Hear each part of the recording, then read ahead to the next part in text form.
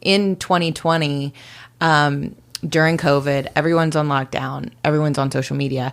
TikTok, I randomly got an email from TikTok, and I had no followers on Instagram. I'd only ever used my Instagram for personal reasons. Now I'm trying to make this pivot into business and use it for marketing myself. And I get this random email that I almost deleted because I was like, I don't know why TikTok's emailing me, about something called the Creative Learning Fund that they were starting during COVID as a way to they were trying to position TikTok as not just a kids platform for dancing, right? And they wanted to bring other thought leaders and experts and people in other niches and verticals that were educating people from home.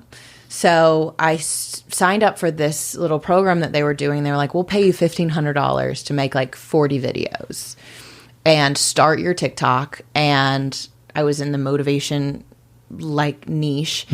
And during those 40 videos, during that ramp up of I'm just going to put content out there. I wasn't afraid to put content out there because I knew no one on the platform at the time. And so I just went for it. And in that first month of putting out 40 videos consistently, I started to see immediate growth. And I remember one video, it was 3 years ago yesterday, that was my first viral video. And all of a sudden I sort of started to build this community and this audience simply off me talking about my life and the lessons I was learning and the things I was going through. And all of these people were looking to me and now considered me, an expert in this space in some ways, but people trust who they see and who they see consistently. And so I just started posting on TikTok and built a following there. Yesterday we hit 1 million followers. So it's been about 3 years. Thank you.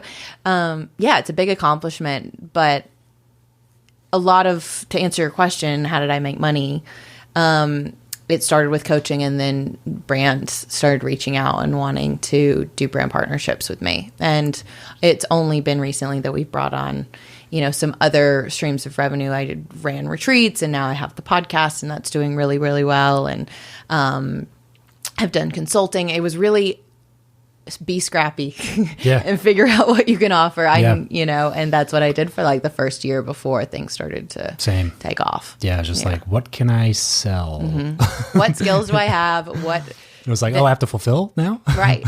Got to learn how to do that part of the business. It's coming from sales. You just sell and you think it's done.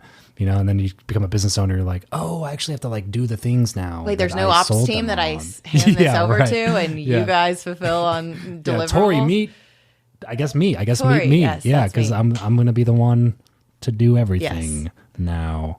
So it's been a huge learning curve, and it continues to be every day. I just learn more about who I am, what I want to do. And there was a point though, about a year and a half, 2 years ago. I don't know if you've ever heard of Brand Builders Group. They're a group out of Nashville. Rory Vaden and his wife, AJ, run it. And I joined them. They help personal brands monetize and really figure out their messaging and who they are and who they help. And that was really important for me because as soon as I started working with them, one of the first things they had me do was look at my streams of revenue and how I was making money. And at the time it was one-on-one and group coaching. That was primarily. And then it was brand partnerships, and then it was a retreat, and then it was affiliates and maybe the podcast, right? And one of the things they encouraged me to do was to look at where I was bringing in money. And the next thing is, how do you want to be making money long term? So a couple years from now, what would you like your business model to look like? For me, it was speaking and bigger deals in the podcast. And it became very, very clear as soon as I defined that I needed to make strategic business decisions to move away from just the coaching piece. Why get myself into a year-long contract with all these people again and commit another year when ultimately I want to be speaking and doing podcasts? So that helped me to start to see where I needed to start to shift my priorities and what to say yes to and what to say no to in my business.